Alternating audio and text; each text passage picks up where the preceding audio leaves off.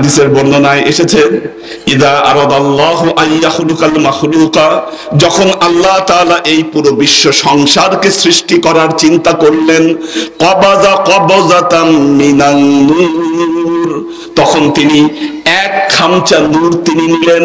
কে নিয়েছেন নূর? কে নিলেন? স্বয়ং আল্লাহ এক খামচা নূর তিনি নিলেন। ফাকালা লিনূরিহি কুনি মুহাম্মদ, ওই নূর নিয়ে ওই নূরকে বললেন, হে নূর তুমি মুহাম্মদ হয়ে যাও।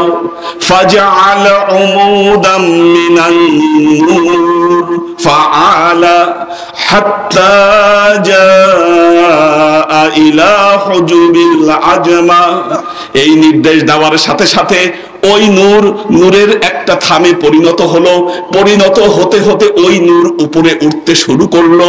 উপরে উঠতে উঠতে আল্লাহর বুজুর্গির পর্দাকে স্পর্শ করলো। ফাসাজাদা, ওখান থেকে আল্লাহর দরবারে সেজদায় পড়ে গেল এবং সেজদার মধ্যে বলল, আলহামদুলিল্লাহ, হে আল্লাহ আমার জীবনের সকল প্রশংসা, আমার জীবনের সকল ইবাদত বন্দেগী, আমার জীবনের সকল স্তুতি আল্লাহ আমি তোমার পায়ে ঢেলে দিলাম।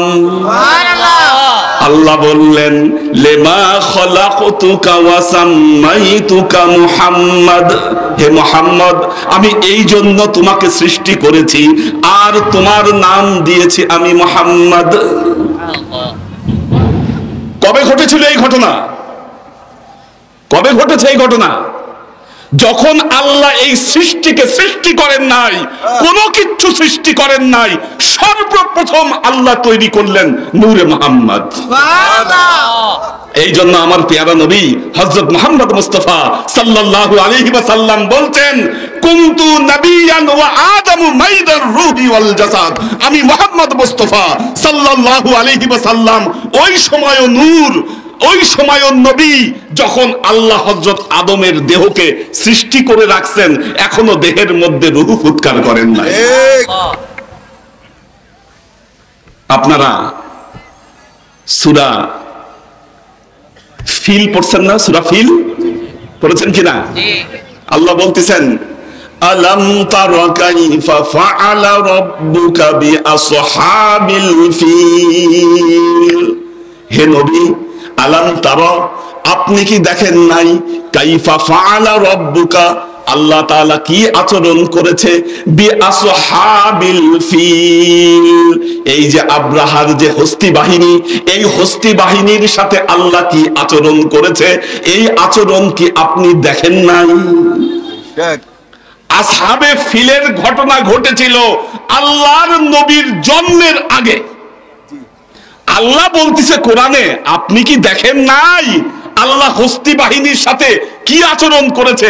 তার মানে আল্লাহর নবীর জন্মের আগেও যখন এই হস্তি বাহিনীকে ধ্বংস করেছেন আল্লাহ, ওই ঘটনা আমার নবী মুহাম্মদ মুস্তাফা সাল্লাল্লাহু আলাইহি ওয়াসাল্লাম প্রত্যক্ষ করেছেন, দেখেছেন তিনি, দেখেছেন তিনি। এটা হলো নূরে মুহাম্মদের হাকিকত। কি দেখেন পবিত্র কোরআনে আল্লাহ বলতেছেন, ওয়া ইয ক্বালা রাব্বুকা লিল মালাইকাতি ইন্নী জাইলুন ফিল আরদি খলিফা, হে নবী আপনি স্মরণ করুন ওই ঘটনাকে যখন আল্লাহ তাআলা ফেরেশতাদেরকে ডেকে বললেন, হে ফেরেশতারা আমি পৃথিবীতে আমার খলিফা তৈরি করব, আমি পৃথিবীতে আমার প্রতিনিধি তৈরি করব। হযরত আদমকে সৃষ্টির আগে আমার নবী মুহাম্মদ মুস্তাফা সাল্লাল্লাহু আলাইহি ওয়াসাল্লামকে ডেকে বলতেছেন, হে নবী আপনি স্মরণ করেন ওই ঘটনাকে যখন আল্লাহ তাআলা মানুষকে সৃষ্টির সিদ্ধান্ত নিলেন। আল্লাহ নবী জন্মগ্রহণ করেন নাই, বলতেছে আপনি স্মরণ করেন। কি নবী যদি ওই ঘটনা না দেখতেন স্মরণ করতে পারতেন?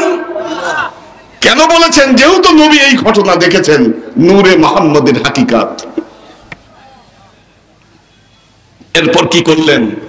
570 বছর আগে, 570 খ্রিস্টাব্দে আল্লাহর নবী মানুষ রূপে এই পৃথিবীতে আগমন করলেন। ঠিক কিনা? ঠিক কিনা? 570 খ্রিস্টাব্দে মানুষ রূপে এই পৃথিবীতে আগমন করলেন। একটা জিনিস খেয়াল রাখবেন, কেউ কেউ বলেন আল্লাহর নবী নাকি 40 বছর বয়সে তিনি নবুয়াত পেয়েছেন। এটা কি সত্য না ভুল? সত্য না ভুল? আল্লাহর নবী 1000 বছর আগে নবুয়াত প্রাপ্ত, সবার আগে তিনি নবুয়াত পেয়েছেন। 570 খ্রিস্টাব্দে বাশার রূপে আল্লাহর নবী এই পৃথিবীতে আগমন করেছেন। এটা হলো বাশারিয়াতে মুহাম্মদ। কি ওনার বাবা ছিল, ওনার মা ছিল, মায়ের কোলে তিনি জন্মগ্রহণ করেছেন। এটা হলো বাশারিয়াতে মুহাম্মদ। গত মাসে মেরাজ ছিল না? কি মেরাজের ঘটনায় শুনেন নাই? সরেলা মক্কা সে তलब हुई सुए मुंतहा है चले नबी कोई हद में उनके उरूज की बलगल उला बिकमालिही। এই মেরাজের রাতে আল্লাহ তার হাবিবকে তার আরশে ডেকে নিলেন। পবিত্র কোরআনের সূরা নজমের মধ্যে বর্ণনায় এসেছে, আল্লাহ বলছেন وهو بالأفق الأعلى ثم دنا فتدلى فكان قاب قوسين أو أدنى فأوحى إلى عبده ما أوحى। আল্লাহ বললেন এই মেরাজের রাতে আমাদের পেয়ারা হাবিব হযরত মুহাম্মদ মুস্তাফা সাল্লাল্লাহু আলাইহি ওয়াসাল্লাম তিনি কি করলেন? তিনি আকাশের সীমা ছাড়িয়ে গেলেন, সিদরাতুল মুনতাহা পার হয়ে গেলেন। কি যেই সিদরাতুল মুনতাহা ফেরেশতারা পার হতে পারে না, কেউ পার হতে পারে না, আমার পেয়ারা নবী হযরত মুহাম্মদ মুস্তাফা সাল্লাল্লাহু আলাইহি ওয়াসাল্লাম পার হয়ে গেলেন সিদরাতুল মুনতাহা। সুবহানাল্লাহ। ফেরেশতারা দেখতেছে কি ঘটনা, আমরা কোনোদিন যেই জায়গায় যাইতে পারলাম না, আজকে দুনিয়ার মানুষ মুহাম্মদ মুস্তাফা কিভাবে সিদরাতুল মুনতাহা পার হয়ে উপরের দিকে চলে যাচ্ছে। সবাই হা করে তাকায় দেখতেছে কি ঘটনা এটা। পার হতে হতে আল্লাহর আরশে চলে গেলেন। আল্লাহর আরশে গিয়ে আরশে উঠে বসলেন। ফেরেশতারা দেখতেছে কি ঘটতেছে। আল্লাহর নবী আল্লাহর জন্য 3টা উপহার নিয়ে গেলেন, বললেন আত্তাহিয়াতু লিল্লাহি ওয়াসসালাওয়াতু ওয়াত্তাইয়িবাতু। আল্লাহ আমি আপনার জন্য 3টা গিফট নিয়ে এসেছি। কি? আত্তাহিয়াতু আপনার জন্য অভিবাদন নিয়ে এসেছি, ওয়াসসালাওয়াতু নামাজ আমার জীবনের ইবাদত বন্দেগী আপনার জন্য নিয়ে এসেছি, ওয়াত্তাইয়িবাত আপনার সমস্ত পবিত্রতা ঘোষণা আমি নিয়ে এসেছি। আল্লাহ বললেন হে মুহাম্মদ তোমার কাছ থেকে 3টা জিনিস গ্রহণ করলাম, আমিও তোমাকে 3টা জিনিস দিলাম। গিফট দিলাম তোমাকে 3টা জিনিস। কি গিফট দিলাম? আসসালামু আলাইকা আইয়ুহান নবী, হে নবী আমি তোমার উপর সালাম বর্ষিত করলাম। ওয়া রাহমাতুল্লাহ আল্লাহর রহমত সব দিয়ে দিলাম। ওয়া বারাকাতুহু আল্লাহর বরকত তোমাকে দিয়ে দিলাম। সুবহানাল্লাহ। আমার নবী বললেন আল্লাহ আমি আমার একার জন্য এটা নিব না, এটা আমি একা চাই না। আসসালামু আলাইনা ওয়া আলা ইবাদিল্লাহিস সলিহিন। ও মালিক খেয়াল রাখবেন এই কথাটা, আসসালামু আলাইনা ওয়া আলা ইবাদিল্লাহিস সলিহিন। আল্লাহ আমি তোমার রহমত, তোমার বরকত, তোমার সালাম আমি আমার জন্য এবং আমার ইবাদিল্লাহিস সলিহিন আমার নেককার বান্দা যুগে যুগে আমার নেককার উম্মত যারা থাকবে পৃথিবীতে আমি তাদের জন্য গ্রহণ করলাম। নারে তাকবীর, নারে তাকবীর, নারে রিসালাত, নারে রিসালাত। তো আমি সবার জন্য আল্লাহ আপনার এই গিফটগুলা আমি গ্রহণ করলাম, বর্ষিত হোক। ফেরেশতারা দেখতেছে কি ঘটলো, কেউ যেতে পারলো না আজকে যেই জায়গা মুহাম্মদ মুস্তাফা সাল্লাল্লাহু আলাইহি ওয়াসাল্লাম ওই জায়গা পার হয়ে গেল। তারা সবাই আল্লাহর দরবারে চিৎকার করে বলতে শুরু করলো আশহাদু আল্লা ইলাহা ইল্লাল্লাহু ওয়া আশহাদু আন্না মুহাম্মাদান আবদুহু ওয়া রাসূলুহু। আমরা সবাই সাক্ষ্য দিচ্ছি আশহাদু আল্লা ইলাহা ইল্লাল্লাহ আল্লাহ ছাড়া আর কোনো ইলাহা নাই। আমরা এও সাক্ষ্য দিচ্ছি নিশ্চয়ই মুহাম্মদ মুস্তাফা সাল্লাল্লাহু আলাইহি ওয়াসাল্লাম তার রাসূল এবং তার বান্দা, তার গোলাম। কি কি নিয়ে আসছেন? আল্লাহর তরফ থেকে যত ফায়েজ, যত বরকত সব নিয়ে এসেছেন মুহাম্মদ মুস্তাফা সাল্লাল্লাহু আলাইহি ওয়াসাল্লাম। এখন আসল প্রসঙ্গে আসি। নবীকে ভালোবাসেন না? কে কে ভালোবাসেন হাত তুলেন। মাশাআল্লাহ, নামান হাত। নবীর মহব্বত অন্তরে না থাকলে আপনার কোনো ইবাদত বন্দেগী কাজে আসবে না। বিশ্বাস করেন? নবীর মহব্বত যদি অন্তরে না থাকে, কোন ইবাদত বন্দেগী আপনার কাজে আসবে না। কোরআন কে দিয়েছে আমাদেরকে? আল্লাহ দিয়েছে কোরআন। ঠিক আছে, আল্লাহ দিয়েছে। আল্লাহ তো আপনাকে দেয় নাই কোরআন। আল্লাহ কি আপনাকে কোরআন দিছে? জিব্রাইলকে দেখছেন আপনি? কোরআন কে দিয়েছে আপনাকে? আল্লাহ দিয়েছে মুহাম্মদ মুস্তাফা সাল্লাল্লাহু আলাইহি ওয়াসাল্লামকে। কোরআন আপনাকে দিয়েছে আল্লাহর নবী মুহাম্মদ মুস্তাফা সাল্লাল্লাহু আলাইহি ওয়াসাল্লাম। আমরা কি আল্লাহকে দেখেছি? এই কোরআন কি আমরা আল্লাহর মুখ থেকে শুনছি? জিব্রাইলকে দেখেছি? জিব্রাইলের মুখ থেকে শুনেছি? কার কাছ থেকে শুনেছি? মুহাম্মদ মুস্তাফা সাল্লাল্লাহু আলাইহি ওয়াসাল্লামের কাছ থেকে আমরা এই কোরআন শুনেছি। কিন্তু মুহাম্মদ মুস্তাফা সাল্লাল্লাহু আলাইহি ওয়াসাল্লামের কাছ থেকে আমি আহসানুল হাদিস শুনেছি? শুনি নাই। আমি শুনি নাই। আমি আল্লাহর নবীকে সরাসরি দেখি নাই। আমি আল্লাহর নবীকে সরাসরি দেখি নাই। দেখেন আল্লাহ কোরআনে কি বলতেছেন। আল্লাহ কোরআনে বলতেছেন, ইয়া আইয়ুহাল্লাযীনা আমানু আতিউল্লাহ ওয়া আতিউর রাসূলা ওয়া উলিল আমরি মিনকুম। আল্লাহ তার কালামে পাকে বলতেছেন, ইয়া আইয়ুহাল্লাযীনা আমানু, হে ঈমানদারগণ, আতিউল্লাহ, তোমরা আল্লাহর ইতাআত করো, আল্লাহর ইতাআতের জন্য, ওয়া আতিউর রাসূল, তার রাসূলের ইতাআত করো। রাসূল যখন থাকবে না, ওয়া উলিল আমরি মিনকুম, একজন হক্কানি ওলি আউলিয়ার, একজন কামেল মুর্শিদের ইতাআত তোমরা করো। কি বলেছেন আল্লাহ? কোথায় বলেছেন এই কথা? পবিত্র কোরআনে সূরা নিসায় আল্লাহ বলতেছেন, হে ঈমানদারগণ, যদি আল্লাহকে মানতে চাও, তার রাসূল মুহাম্মদ মুস্তাফা সাল্লাল্লাহু আলাইহি ওয়াসাল্লামকে মানো। মুহাম্মদ মুস্তাফা সাল্লাল্লাহু আলাইহি ওয়াসাল্লামকে মানার জন্য তার রাসূলকে মান, তার আল্লাহকে মানার জন্য তার রাসূল মুহাম্মদ মুস্তাফা সাল্লাল্লাহু আলাইহি ওয়াসাল্লামকে মানো।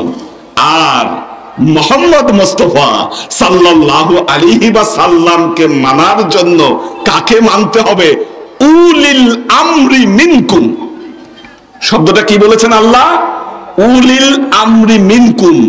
উল শব্দের অর্থ হলো অগ্রগণ্য, আমর শব্দের অর্থ হলো আদেশ, মিনকুম মানে হচ্ছে তোমাদের মধ্যে থেকে যারা আল্লাহর আদেশ দিতে সক্ষম, আল্লাহর নিষেধ থেকে তোমাদেরকে বিরত রাখতে সক্ষম, এমন একজনের নির্দেশ তোমরা মেনে চলো।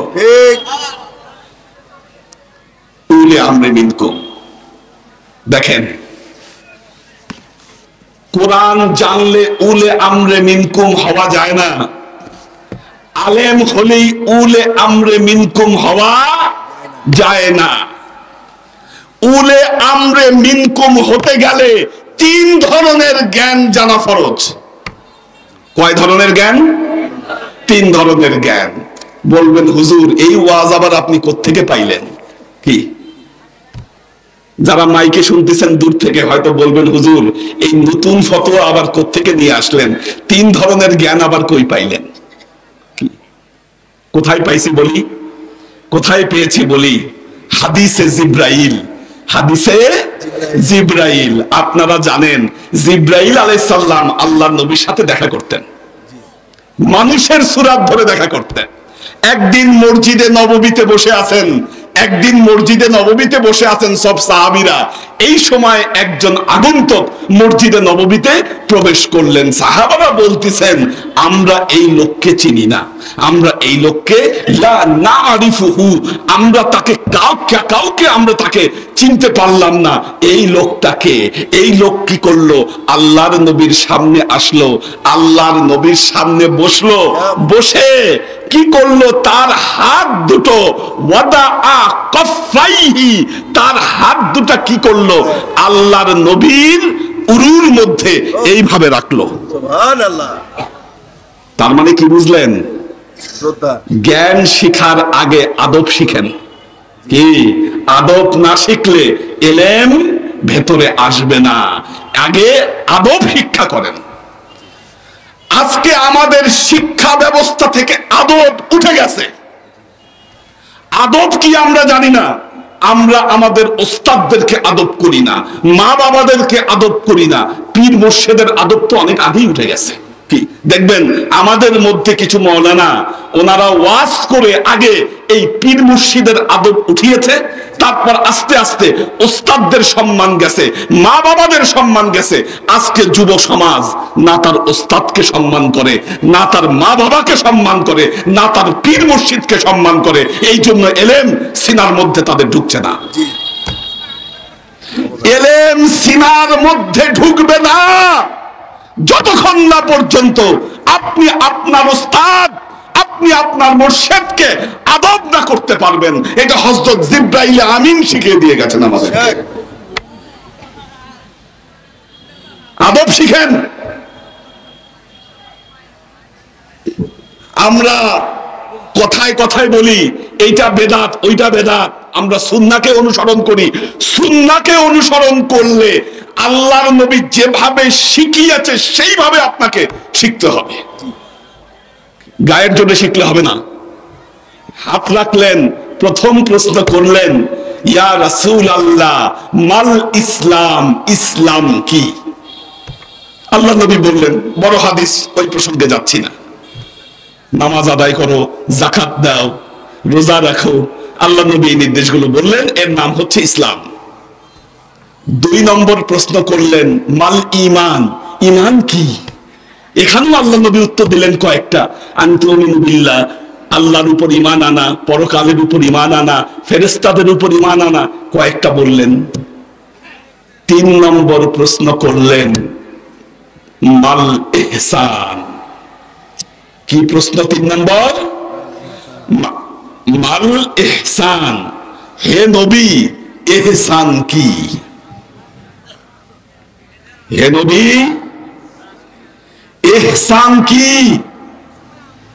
উত্তরে কি বলতেছেন দেখেন আল্লাহ নবী। ইহসান হলো আনতা আবুদুল্লাহ কাআন্নাকা তারাহু ফাইল্লাম তাকুন তারাহু ফাইন্নাহু ইয়ারাকা। ইহসান হলো এমন ভাবে আল্লাহর ইবাদত বন্দেগী করা যেন তুমি আল্লাহকে দেখছো। আনতা আবুদুল্লাহ, আনতা আবুদুল্লাহ, এমন ভাবে আল্লাহর ইবাদত করো কাআন্নাকা তারাহু, যেন তুমি তাকে দেখতে পাচ্ছ। ফাইল্লাম তাকুন তারাহু, যদিও তুমি তাকে দেখতে না পাও, এই বিশ্বাস তোমার ভেতরে রেখো। ফাইন্নাহু ইয়ারাকা, নিশ্চয়ই আল্লাহ তাআলা তোমাকে দেখছেন। এই সম্পর্ক, এই রকম ইবাদতের নাম হলো ইহসান। হাদিসের মুফাসসিরগণ যারা হাদিসকে ব্যাখ্যা করেছেন তারা বলেছেন ইহসানের অর্থই হলো ইলমে তাসাউফ। কি অর্থ? ইলমে তাসাউফ, অর্থাৎ আপনাকে ইলমে মারিফাত তথা ইলমে তাসাউফ আপনাকে অবশ্যই শিক্ষা করতে হবে। কি এটার ব্যাখ্যায় লেখা হয়েছে, ওয়া আলাইকুম আন তাতলুবুল ইলমা আল ইলমাল ঈমান আল ইলমাল ইসলাম আল ইলমাল ইহসান। তোমাদের উপর 3 প্রকার জ্ঞান অর্জন করা ফরজ। এক হলো ইলমাল ঈমান, ইলমাল ইসলাম, ইলমাল ইহসান। এখন আপনি মাদ্রাসায় গেলেন, ডিগ্রি অর্জন করলেন। আমরা মাদ্রাসায় পড়ে আসছি, মাদ্রাসায় আমরা কিসের ডিগ্রি অর্জন করেছি? মাদ্রাসায় আমরা কিতাবের ডিগ্রি অর্জন করেছি। কি কিতাবের ডিগ্রি অর্জন করেছি, মৌলানা খেতাব পেয়েছি। কয়েকদিন আগে পিএইচডি করেছি, এই জন্য নামের আগে ডক্টর লেগেছে। ডক্টর হলেও ইলমে তাসাউফ শিক্ষা করা সম্ভব নয়। আপনি মৌলানা হলেও ইলমে তাসাউফ শিক্ষা করা সম্ভব নয় ততক্ষণ পর্যন্ত ইলমে তাসাউফ আপনার ভেতরে ঢুকবে না, যতক্ষণ না পর্যন্ত আপনি একজন কামিল পীরের, একজন কামিল মুর্শিদের সহবতে আপনি না যাবেন। ইলমে তাসাউফ ঢুকবে না। একটা ঘটনা বলি, আপনারা মৌলানা রুমির নাম শুনছেন? কে কে শুনছেন হাত তুলেন? মাশাআল্লাহ, অনেকেই শুনছেন। মৌলানা রুমি মাসনবী শরীফ লিখে গেছেন ফার্সিতে। ইরানিরা, ওই অঞ্চলের মানুষ বলে মাসনবী মাআলবী মাওলবী হাস্ত কোরআন দার জবানে পাহলবী। মৌলানা জালালউদ্দিন রুমির লেখা এই মাসনবী হলো পবিত্র কোরআনের ব্যাখ্যা। মৌলানা রুমি ওই বড় একজন কাক মোল্লার মতো একজন মোল্লা ছিলেন। তিনি সারাক্ষণ কোরআন হাদিস নিয়ে ব্যস্ত থাকতেন। ওনার মুর্শিদের নাম ছিল শামস তাবরিজি। কি নাম ছিল?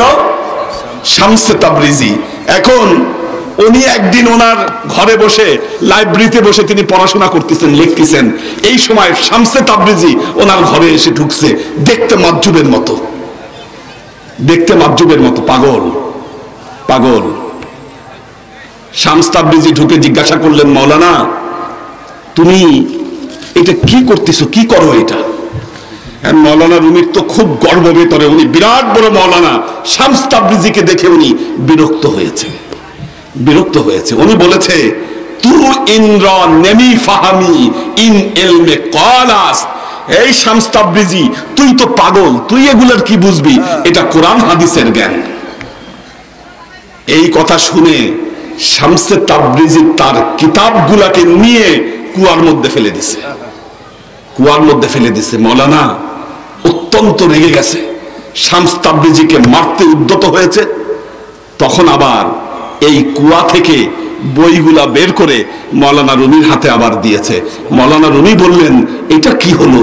শামস তাবরিজি বললেন, তু ইনর নেমি ফাহামি ইন ইলমে হালাস। এটার মানে তুমি বুঝবা না, এটা হলো আধ্যাত্মিক জ্ঞান। এটা হলো আধ্যাত্মিক জ্ঞান, এটা হলো ইলমে তাসাউফ। এখন মৌলানা রুমি বললেন, হুজুর আমি এই ইলম আপনার কাছ থেকে শিখতে চাই। শামস তাবরিজি বললেন, তুমি এই ইলম আমার কাছ থেকে শিখতে পারবা না। বললেন, কেন হুজুর? আমি কেন পারবো না? আমি অবশ্যই পারবো। বললেন, তাহলে পরীক্ষা দিতে হবে, তোমাকে পরীক্ষা দিতে হবে। একে একে 11টা পরীক্ষা করলেন মৌলানা রুমিকে। যার প্রথম পরীক্ষা ছিল, মৌলানা রুমিকে বললেন শামস তাবরিজি, মৌলানা তুমি আমার জন্য শরাবের দোকান থেকে, মদের দোকান থেকে তুমি মদ কিনে নিয়ে আসো। এখন ধরেন শাইখুল হাদিস অথবা কোনো একজন মাদ্রাসার মুহতামিম, উনি মদের দোকানে গেছে মদ কিনতে। মানুষের কি অবস্থা? কেউ ভয় পেয়ে গেছে, মনে করছে এই মৌলানা আজকে খেপছে, মনে হয় আমাদের মদের দোকানে আগুন লাগাই দিবে, দোকান বন্ধ করে সব পালাইছে। মৌলানা গিয়ে বললেন, না বাবারা, তোমার দোকান পুড়তে আসি নাই, কিছুই করতে আসি নাই, আমাকে এক বোতল শরাব দাও। উনি শরাব কিনে নিয়ে এসে শামস তাবরিজির হাতে দিলেন। শামস তাবরিজি কিন্তু ওই শরাব খাইলেন না, খেয়ে উনি রেখে দিলেন। এরপরে বললেন, মৌলানা তোমাকে ভরা মজলিসে গান গাইতে হবে। কি করতে হবে? ভরা মজলিসে তোমাকে গান গাইতে হবে। মৌলানা রুমি ভরা মজলিসে গান গাইলেন। যেই মৌলানা রুমি কোরআন হাদিসের কথা ছাড়া কোনোদিন কোনো কথা বলেন নাই, শামস তাবরিজির নির্দেশে ভরা মজলিসে তিনি গান গাইলেন। এরপর বললেন, মৌলানা আমি গান গাবো, তোমাকে নাচতে হবে। কি মৌলানাকে সবার সামনে নাচাইলেন, এইভাবে 11টা পরীক্ষা করলেন। কিন্তু কোন পরীক্ষা কোন ইবাদত বন্দিগি বা কোন আমলের পরীক্ষা ছিল না। এই 11টা পরীক্ষা করার পরে মৌলানা রুমিকে বললেন শামস তাবরিজি, হ্যাঁ এখন তুমি আমার মুরিদ হবার যোগ্য। মৌলানা রুমি বললেন, হুজুর আমার একটা প্রশ্ন, আপনি আমাকে যে কাজগুলা করাইলেন এটা কোনো ইবাদত বন্দিগিরও কাজ না, এটা কোনো শরীয়তেরও কাজ না, আপনি এই কাজগুলো আমাকে কেন করাইলেন? কি লাভ হইল? আমি মদ নিয়ে আসলাম, গান গাইলাম, নাচলাম, লাভটা কি হলো? কেন করাইলেন আমাকে এটা দিয়ে? শামসে তাবরিজি বললেন, মৌলানা তুমি জগতের মৌলানা বলে ডাকে, তোমার ভেতরে যে গরম, তোমার ভেতরে যে অহংকার, এটা যতদিন তোমার সাথে থাকতো তুমি ইলমে তাসাউফ শিক্ষা করতে পারতা না। আমি তোমার অহংকারকে মাটি করে দিয়েছি, আমি তোমার গর্বকে মাটি করে দিয়েছি। এখন তোমার ভেতরে ইলমে তাসাউফ তোমার ভেতরে ঢুকবে। কি পীরের দরবারে এসে নিজের আমিত্বকে বিলীন না করে দিলে আপনার মুর্শিদের কাছ থেকে কিচ্ছু পাবেন না, এটা সম্ভব না। কি মৌলানা রুমিকে এমন কিছু দিলেন, শামসে তাবরিজি তার মুরিদ বানাইলেন। মৌলানা রুমি বললেন, মরদে বুদাম জিন্দে শুদাম গাড়িয়ে বুদাম খান্দে শুদাম দৌলতে ইশক আমাদ দৌলতে পয়ান্দে শুদাম। উনি বললেন, আমি তো মৃত ছিলাম, আমি জীবিত হয়ে উঠলাম, আমি কাঁদতেছিলাম। শামসে তাবরিজির সাথে দেখা হওয়ার পর আমি হাসতে শুরু করলাম এবং প্রেমের অবিনশ্বর সম্পদ আমি পাইলাম এবং এই অবিনশ্বর সম্পদের দ্বারা আমি চিরজীবী হয়ে গেলাম। কি বলতেছেন? এমন সম্পদ পাইলাম, এমন সম্পদ পাইলাম। আজকে মৌলানা রুমি যদি ওই জগতের মৌলানাদের মতো মৌলানা থাকতেন, আজকে ওনার ইন্তেকালের 700 বছর পর আমরা এই ওয়াজ মাহফিলে মৌলানা রুমিকে স্মরণ করতাম না। কি মৌলানা রুমি হারায় যাইতো কবরে, অন্যান্য মৌলানাদের মতো মৌলানা রুমিও হারায় যাইতো। আজকে শ্রদ্ধা বলে স্মরণ করছি কেন? মৌলানা রুমি শামসে তাবরিজের মুরিদ হয়েছেন বলে। কি ঠিক কিনা? দেখেন মৌলানা রুমি একটা কথা বলেছেন, আপনাদেরকে জিজ্ঞাসা করি, কোরআনে আয়াত আছে কত? 6666 আয়াত। মজার ব্যাপার হচ্ছে, আপনারা চিন্তা করে দেখেন, এই যে বাংলাদেশে হাজার হাজার মাদ্রাসা, এই মাদ্রাসায় কি পড়ানো হয়? তাফসির পড়ানো হয়, ফিকহ পড়ানো হয়। কি বিশেষ করে আজকে আলেমদের মধ্যে যে মারামারি, নামাজের মাসলা মাসাইল নিয়ে মারামারি, ফিকহের মাসলা মাসাইল নিয়ে মারামারি, কি কোনটা কি হবে না হবে, কি এই জন্য কিন্তু আলেমদের মধ্যে যত দ্বিধা দ্বন্দ্ব সবকিছু। মসজিদও আলাদা, মানুষের মসজিদও আলাদা, মসজিদও ভাগ করে ফেলছে আজকে। কোনটা সুন্নি মসজিদ, কোনটা ওয়াহাবি মসজিদ, কোনটা আহলে হাদিসি মসজিদ। কেন?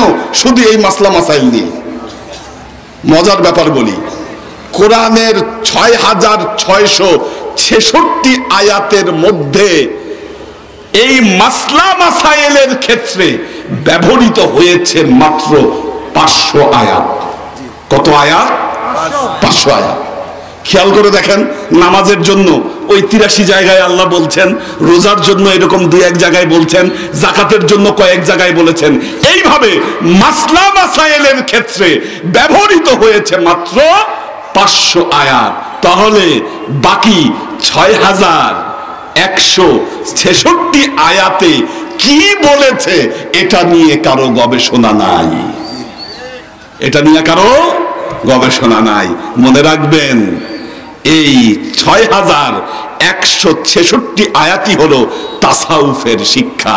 এই জন্য মৌলানা রুমি বলছেন, মানাজ কোরআন মাগজহা বারদাশতাম পিশে সগান ওসত হওয়ান আন্দাখতাম।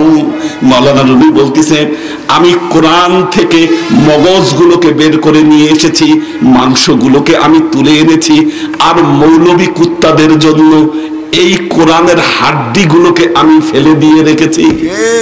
হাড্ডি নিয়ে কি করে? কামড়াকামড়ি করে। কি দেখছেন মারামারি করতে হাড্ডি নিয়ে? কি আজকে ঠিক তাই হচ্ছে, কোরআন নিয়ে মারামারি করে, মারামারি, হুড়াহুড়ি, গুতাগুতি। আল্লাহর ওয়ালিদের দরবারে এগুলা নাই। নাই কেন? ওনারা প্রেমের কথা বলে, ওনারা মহব্বতের কথা বলে। এই জন্য পারস্যের সুফি হাফিজ শিরাজি বলতেছেন, বমেই সজ্জাদ রঙ্গিন কুন গরত পীর মুগন গুয়াদ কে সালেক নবওয়াত রহওয়া রসমে মনজিলহা। তোমার পীর যদি বলে তোমার জায়নামাজ তুমি শরাব দিয়ে রঙিন করে ফেলো, তোমার পীর যদি বলে তোমার জায়নামাজ শরাব দিয়ে রঙিন করো, কারণ তোমার পীর জানে তোমার পথ কোথায় শেষ হচ্ছে। কোরআনে এরকম ঘটনা আসছে কিনা? কি আসছে কিনা? অনেকে কনফিউজড, এই জন্য সবাই জোরে বলে না আসছে কিনা, চিন্তা করতেছে সর্বনাশ, হুজুর আবার এটা কি বলে, কি হুজুর এটা আবার কি বলে, কোরআনে এরকম ঘটনা আসছে কি, এই জন্য বলতে সাহস পাচ্ছে না কোরআনে আসছে কিনা। আসছে, একবার জোরে বলেন দেখি আসছে কি আসে নাই? আচ্ছা, কোথায় আসছে?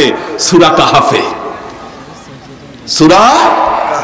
সূরা কাহাফে বের করে না একটা, সূরা কাহাফের মধ্যে এই ঘটনা এসেছে। ঘটনাটা কি একটু বলি আপনাদেরকে, সূরা কাহাফ থেকে তেলাওয়াত করে শোনাচ্ছি। দেখেন ঘটনাটা কি। একদিন হযরত মুসা আলাইহিস সালাম তিনি এক জনসভায় বললেন, এই পৃথিবীর সবচাইতে জ্ঞানী ব্যক্তি আমি। আল্লাহ হযরত মুসাকে ধরে বসলেন, বললেন মুসা তুমি এটা কি বললা? পৃথিবীর সবচাইতে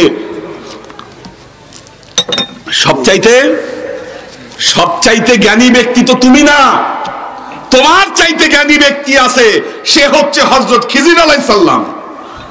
সুবহানাল্লাহ। কে জ্ঞানী ব্যক্তি?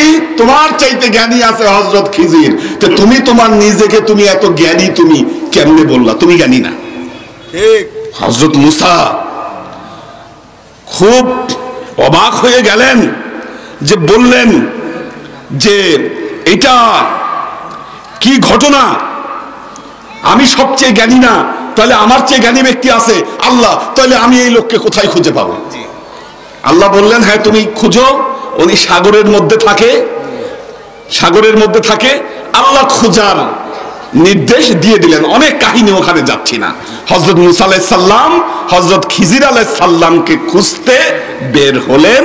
বের হওয়ার পরে তারপর হযরত খিজিরকে খুঁজে পাইলেন। দেখেন সূরা কাহাফ আয়াত নম্বর হলো 65।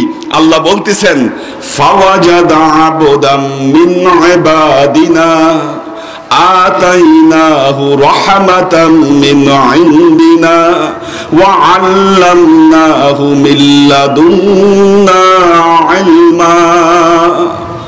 আল্লাহ বলতেছেন ফাওয়াজাদা আবদান, হযরত মুসা খুঁজতে খুঁজতে আমার এমন একজন বান্দাকে খুঁজে পাইল। ফাওয়াজাদা আবদান, এমন একজন বান্দাকে খুঁজে পাইল। মিন ইবাদিনা, আমার আবেদদের মধ্যে থেকে, আমার বান্দাদের মধ্যে থেকে। আতাইনাহু রাহমাতান, আমি যাকে রহমত দিয়েছিলাম। কি দিয়েছে আল্লাহ? আল্লাহ যার উপর রহমত নাজিল করেছে, মুসা নবী আমার এমন এক বান্দাকে খুঁজে পাইল যেই বান্দার উপরে আমার রহমত ছিল। আর কি ছিল?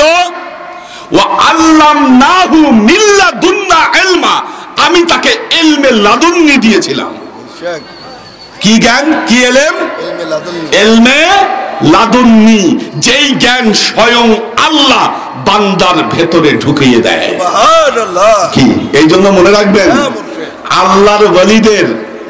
আল্লাহর ওয়ালিদের কোন সার্টিফিকেট থাকা জরুরি না। কি কোন মাদ্রাসায় পড়েছে, কোন মাদ্রাসার সার্টিফিকেট, এগুলা কোনোটাই জড়িত না, জরুরি না। কারণ আল্লাহর ওলিদেরকে আল্লাহ নিজে শিক্ষা দিয়ে থাকেন। যেইভাবে এখানে আল্লাহ শব্দটা ব্যবহার করেছেন, ওয়া আল্লামনাহু মিন লাদুন্না ইলমা, আমি তাকে ইলম দিয়েছিলাম। হযরত মুসা খিজিরকে গিয়ে বললেন, হুজুর আপনার কাছে কি এমন জ্ঞান আছে আল্লাহ আপনাকে জ্ঞান দিয়েছে, আমি সেই জ্ঞান আপনার কাছ থেকে আল্লাহ আমি হে খিজির, আমি আপনার কাছ থেকে আমি একটু এই জ্ঞান আমি শিখতে চাই। বলতেছে হাল আত্তাবিউকা আলা আন তুআল্লিমানি মিম্মা উল্লিমতা রুশদা। হে খিজির আলাইহিস সালাম, আপনি কি আমাকে এমন জ্ঞান আপনি শিক্ষা দিতে পারেন যেই জ্ঞান স্বয়ং আল্লাহ আপনাকে দিয়েছে? সুবহানাল্লাহ। দেখেন হযরত খিজির কি উত্তর দিলেন, বললেন ক্বালা ইন্নাকা লান তাসতাতিআ মাইয়া সাবরা। হে মুসা, তোমাকে তো আমি শিখাইতে পারি, কিন্তু যেই বিষয়টা হলো তুমি আমার সাথে ধৈর্য সহকারে লেগে থাকতে পারবা না। কি করতে পারবা না? লেগে থাকতে পারবা না। কেন লেগে থাকতে পারবা না? ওই সবর আল্লাহ তোমাকে দেয় নাই। কি দরকার? সবর দরকার। আচ্ছা, সবরটা কি আপনাদেরকে একটু বুঝাই। সবরটা কি একটু বুঝেন। কি নাই? সবর নাই। সবরের মাকাম কত বড়! সবর সবাই করতে পারে না, যারা সবর করে আল্লাহ তার মাকাম বাড়ায় দেন। আচ্ছা, আপনারা ওলিয়ে হিন্দ, সুলতানুল হিন্দ খাজা মঈনুদ্দিন চিশতি রহমতুল্লাহ আলাইহির কথা শুনেছেন? ওনার অজুতে বাধা দিয়েছিল, আন্না সাগরের পানিতে উনি অজু করতে গিয়েছিল, ওই অজুতে বাধা দিয়েছিল। বাধা দেওয়ার কারণে পৃথ্বীরাজ বাধা দেওয়ার কারণে কি করলেন? ওনার বদনার মধ্যে আন্না সাগরের পুরো পানি বদনার মধ্যে কি করলেন? তুলে আনলেন। বদনার মধ্যে তুলে আনলেন পানি। আন্না সাগর শুকিয়ে গেল। ভারতের সব লোকেরা কান্নাকাটি শুরু করলো। কি হলো এটা? হুজুরের পায়ে পড়লো গিয়া, হুজুর আমাকে মাফ করে দেন, হুজুর আমাদের ভুল হয়েছে, আর আপনার ওযুতে বাধা দিব না। তখন খাজা মঈনুদ্দিন চিশতি আবার কি করলেন? ওই পানি যখন আন্না সাগরে ঢেলে দেওয়া হলো, আন্না সাগর পুরাটা পানিতে ভরে গেল। সুবহানাল্লাহ। পানিতে ভরে গেল আবার। তো কিন্তু খেয়াল করে দেখেন, আমাদের ইমাম হোসাইন রাদিয়াল্লাহু তাআলা আনহু কি ওনাকেও তো কারবালার ময়দানে দাজলা ফরাতের পানি ওনার জন্য আটকে দেওয়া হয়েছিল, ঠিক কিনা? আচ্ছা, খাজা বাবা যেমন কেরামতি দেখাইলেন, আন্না সাগরের পানি ওনার বদনার ভেতরে নিয়ে আসলেন। আমার ইমাম হোসাইন যদি চাইতেন, তিনি কি দাজলা ফরাতের পানি সব শুকিয়ে দিতে পারতেন না? নিয়ে আসতে পারতেন না? তিনি কি করেন নাই? কেন? উনি সবর দেখিয়েছেন। এটা হলো সবর, ওটা হলো কারামত। আল্লাহর ওলিদের জন্য কারামত দেখানো সহজ, সবর দেখানো সহজ নয়। আল্লাহর ওলিদের সাথে থাকলে অনেকে চিন্তা করে, আচ্ছা আমি যে আমার মুর্শিদের সাথে আছি, আমার মুর্শিদের কি কারামত পাইলাম। দেখবেন অনেক মুরিদ এটা চিন্তা করে, আমার মুর্শিদের মধ্যে কি কারামত আছে। কারামত আগে খুঁজে। কারামত যদি খুঁজেন, আপনি আপনার মুর্শিদের সাথে টিকতে পারবেন না। এই ঘটনার মধ্যে আরেকটা ঘটনা বলি। খাজা হযরত বড় পীর আব্দুল কাদের জিলানী রহমতুল্লাহ আলাইহি, ওনার সময়ে ওনার এক মুরিদ খালি চিন্তা করে, আহারে আমার মুর্শিদের মধ্যে এই সমস্যা ওই সমস্যা, কিন্তু ওই মুর্শিদ ভালো কি, কিন্তু আমার মুর্শিদের মধ্যে তো আমি এগুলা খুঁজে পাচ্ছি না। হযরত বড় পীর আব্দুল কাদের জিলানী রহমতুল্লাহ আলাইহি এটা বুঝতে পারলেন। বুঝতে পেরে এক চাঁদনি রাতে উনি ওনার মুরিদকে ডেকে আনলেন। ডেকে এনে একটা পুকুরের পানিতে নামাইলেন। কি রাতে? চাঁদনি রাতে। এখন পুকুরের পানিতে নামিয়েছে, মুরিদকে বলতেছে, মুরিদ তুমি একটু দেখো তো এই পুকুরের মধ্যে তুমি কি দেখতে পাচ্ছ? বলে, হুজুর আকাশের চাঁদ তারা দেখতে পাচ্ছি। আচ্ছা ঠিক আছে, এখন এক কাজ করো, তুমি একটু পানিতে নাড়া দাও, একটু নড়াচড়া করো। কি? উনি যখন নড়াচড়া করলেন, পানি যখন দুলতে শুরু করলো, এখন বললেন, এখন দেখো তো কি দেখতে পাও? বলে, হুজুর এখন তো কিছু দেখতে পাই না। বললেন, আচ্ছা তুমি আবার শান্ত হও, স্থির হও। মুরিদ যখন স্থির হলো, পানিও স্থির হয়ে গেল। আবার জিজ্ঞাসা করলেন, এখন দেখো তো কি দেখতে পাও পানিতে? বলে হুজুর আকাশের চাঁদ তারা এখন আবার সব দেখতে পাচ্ছি।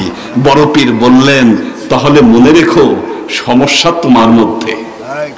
তুমি যখন নাড়াচাড়া করতেছ, তুমি যখন ছুটাছুটি করতেছ, তখন তুমি একই পুকুরের মধ্যে আকাশের চাঁদ তারা তুমি দেখতে পাচ্ছ না, কিন্তু তুমি যখন শান্ত হয়ে গেছো তখন কিন্তু তুমি ঠিকই আকাশের চাঁদ তারা দেখতে পাচ্ছ।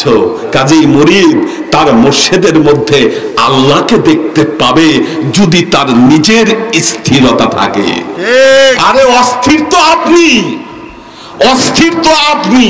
আপনি আপনার মুর্শিদের কারামত খুঁজেন, কারামত খুঁজলে মুর্শিদের সাথে লিখে থাকতে পারবেন না। কারণ মনে রাখবেন আল্লাহর ওয়ালিদের জন্য কারামত দেখানো সহজ, তাদের জন্য সবর দেখানো কঠিন। এবং আল্লাহর ওয়ালিদের সাথে লেগে থাকতেও সবর করা এত সহজ বিষয় নয়।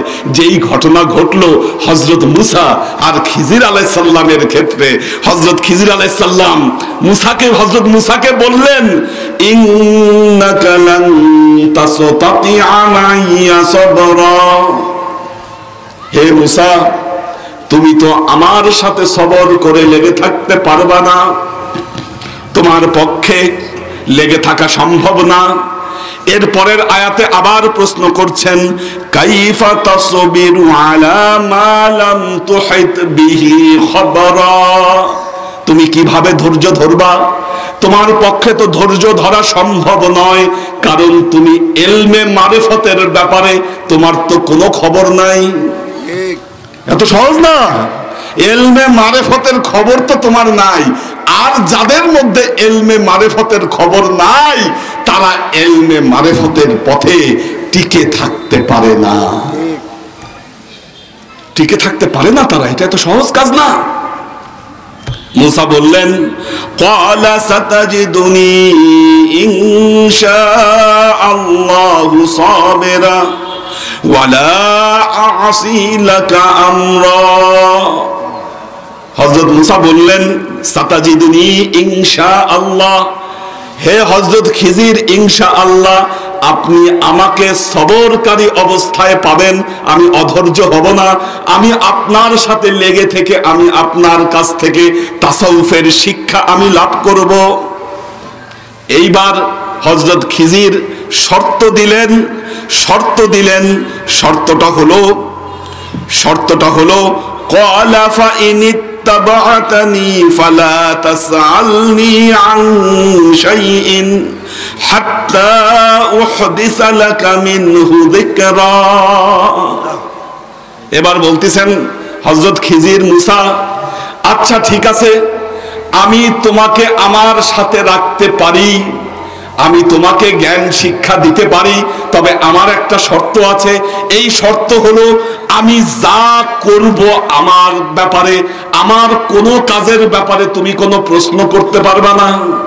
ফালা তাসআলনি আন শাইইন, প্রশ্ন করতে পারবা না, হাত্তা উহদিসা, যতক্ষণ না পর্যন্ত আমি এই ব্যাপারে কোনো তথ্য দিব ততক্ষণ পর্যন্ত আমাকে কোনো প্রশ্ন করতে পারবা না। কেন আমরা মারিফতের পথে টিকে থাকতে পারি না? তাসাউফ কেন অর্জন করতে পারি না? আল্লাহর নূরে কেন আমাদের অন্তর আলোকিত হয় না? কারণ আমাদের ইত্তেবা ঠিক নাই, আমাদের ইতমিনান ঠিক নাই। ইত্তেবা এবং ইতমিনানের অভাবে আমাদের এই অবস্থা। কি হযরত মুসার সাথে রওনা করছেন হযরত খিজির আলাইহিস সালাম এবং মুসা আলাইহিস সালাম, এক জায়গায় নৌকা পার করে দিলেন। এই নৌকা পার হওয়ার পর যেই মাঝি নৌকা পার করে দিল ওই নৌকা উনি ডুবাই দিলেন। প্রতিমধ্যে এক বাচ্চা খেলা করতেছিল, ওই বাচ্চাকে লাঠি দিয়ে পিটাইয়ে মেরে ফেললেন। এরপরে এক ইয়াতিমের সম্পদ, এক জায়গায় সম্পদ গড়ে দিলেন, আরেক জায়গায় ভেঙে দিলেন। এইসব দেখে হযরত মুসা আর সহ্য করতে পারলেন না, উনি 3 জায়গাতেই প্রশ্ন করলেন। তৃতীয়বার যখন প্রশ্ন করলেন বললেন হাযা ফিরাকুম বাইনি ওয়া বাইনাক, তুমি আর আমার সাথে থাকতে পারবা না, আমার আর তোমার মধ্যে বিচ্ছেদ। কেন এই কাজ 3টা করেছিলেন? এই তিনটা কাজের ব্যাখ্যা তখন হযরত খিজির হযরত মুসাকে দিয়েছিলেন। আপনারা সূরা কাহাফ পড়লে এটার ব্যাপারটা আপনারা জানতে পারবেন। আমি অত আলোচনায় যাচ্ছি না, কারণ সময় এত নাই। তো যেই বিষয়টা বলছিলাম, ওই যে মৌলানা রুমির কথা, এক জামানা সোহবতে ব আউলিয়া বেহতারা সাদ সাল তাআতে বিরিয়া, এক মুহূর্ত ওলি আউলিয়ার সোহবতে থাকা শত সহস্র বছর নিরহংকার ইবাদতের চাইতে উত্তম। কেন বলেছেন কথাটা? এই কথার ব্যাখ্যায় এত কিছু নিয়ে আসলাম, যে কেন নিরহংকার ইবাদতের চাইতে নিজের মুর্শিদের সোহবতে এক মুহূর্ত থাকা উত্তম। দেখেন আল্লাহ পবিত্র কোরআনে বলছেন, ওয়াসবির নাফসাকা মা'আল্লাযীনা ইয়াদউনা রাব্বাহুম বিল গাদাতি ওয়াল আশিয়্যি। ওয়াসবির নাফসাকা, তুমি তোমার নফসের সবর ঘটাও, মা'আল্লাযীনা, তাদের সাথে থেকে, ইয়াদউনা রাব্বাহুম, যারা তাদের প্রভুকে সকাল সন্ধ্যা যারা তাদের প্রভুকে ডাকে, তাদের সঙ্গে থেকে তুমি তোমার নফসের সবর ঘটাও। এই যে সোহবতের কথা পবিত্র কোরআনে আল্লাহ বলতেছেন, বহু জায়গায় বলেছেন আল্লাহ, তোমার নফসের সবর ঘটাও তাদের সাথে থেকে যারা সকাল সন্ধ্যা তাদের আল্লাহকে তারা ডাকে। এমন লোকদের সাথে থেকে তোমরা তোমাদের নফসের সবর ঘটাও। আল্লাহ পবিত্র কোরআনে বলছেন, ওয়াকুনু মা'আস সাদিকিন, তোমরা সাদিকিনদের অন্তর্ভুক্ত হয়ে যাও, সাদিকিনদের সহবতে তোমরা অবস্থান করো। দেখেন ওলিয়া উলিয়ার সহবতে থাকলে কি হয়, পবিত্র কোরআন থেকে আরেকটা উদাহরণ দেই। হয়তো আমার পরবর্তী বক্তা চলে আসবে, এখন সংক্ষেপে শেষ করব। একটা উদাহরণ দেই।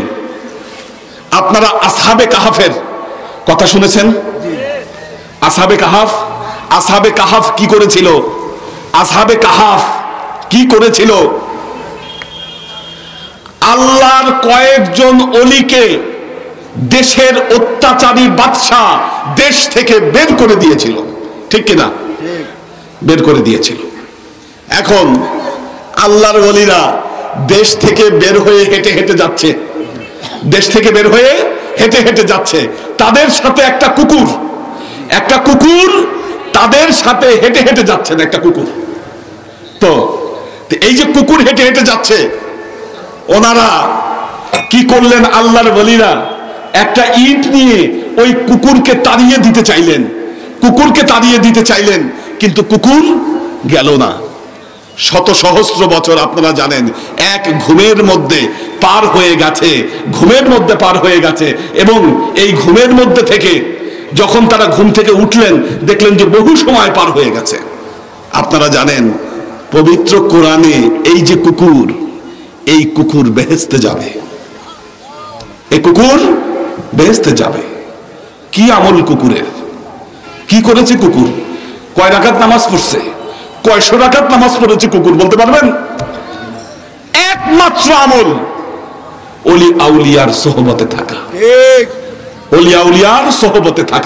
এক জামানা সোহবতে ব আউলিয়া বেহতারা সাদ সাল তাআতে বিরিয়া, এক মুহূর্ত ওলি আউলিয়ার সোহবতে থাকা শত সহস্র বছর নিরহংকার ইবাদতের চাইতে উত্তম। যুবক ভাইদেরকে বলি, আমরা আজকে বহু রকম সমস্যা দেখতে পাই। আমাদের ইবাদত বন্দিগির উপর, আমাদের ইসলামী কৃষ্টি কালচারের উপর আন্তর্জাতিক ষড়যন্ত্র, ইহুদি খ্রিস্টানদের ষড়যন্ত্র আমাদের উপর প্রতিনিয়ত চলছে। আমাদের ঈমানকে ধ্বংস করে দেওয়ার প্রচেষ্টা চালানো হচ্ছে। দেখবেন শবে বরাত আসলে, শাবান মাস আসলে বলবে শবে বরাত নাই, রমজান আসলে বলবে তারাবি নাই, রবিউল আউয়াল আসলে বলবে ঈদে মিলাদুন নবী নাই, নামাজ পড়ে হাত তুলতে গেলে বলবে মোনাজাত নাই। কি আপনি আপনার বাবা মা মারা গেছে, তাদের জন্য দোয়া করতে যাবেন, বলবেন নাই দোয়া করা যাবে না, এটাও নাই। সব ধ্বংস করে ফেলে দেওয়ার চেষ্টা করা হচ্ছে। কিন্তু আপনারা খেয়াল করে দেখেন, এই কথাগুলা আজ থেকে 20-25 বছর আগে শুনেন নাই। 1995 সালের আগে তো শুনিনি নাই, এগুলো ছিল না এগুলো আমাদের দেশে। কাজী মুরব্বীদেরকে জিজ্ঞাসা করেন, যুবকরা বলবো, যুবকরা তো এটা আপনারা দেখেন নাই। এখন যুবকরা কোনো তথ্য জানতে গেলে দেখবেন তারা আগে গুগলে সার্চ করে, ফেসবুকে সার্চ করে, ইউটিউবে সার্চ করে। আর ইউটিউব ফেসবুক বানাইছে তো ইহুদি খ্রিস্টানরা। আপনি সার্চ দিলে যারা ইসলামের শত্রু তাদের পেজগুলো আগে আসবে, এটা আগে পাবেন আপনি। আপনি যত ভিডিও বানান, যত কিছু বলেন, যত লেকচার দেন, এগুলো আসবে না। ওটা সিস্টেম করা, এটা উপর থেকে সিস্টেম করা। আপনি এটাকে ঠিক করতে পারবেন না। এখন যুবকেরা ইসলাম যদি গুগল দেখে শিখতে চান, বিভ্রান্ত হবেন, এটাই স্বাভাবিক। কাজে আপনাদেরকে বলবো, আপনাদের মুরব্বীদেরকে জিজ্ঞাসা করেন কারা এই দেশকে আবাদ করেছে। আমাদের দেশে ইসলাম নিয়ে এসেছে, ইসলাম প্রচার করেছে ওলি আউলিয়ারা। সুতরাং ওলি আউলিয়াদের সোহবতে এসে বসেন, আপনার হৃদয়কে আলোকিত করেন। ওয়া আখিরু দাওয়ানা আনিল হামদুলিল্লাহ। আসসালামু আলাইকুম ওয়া রাহমাতুল্লাহি ওয়া বারাকাতুহু।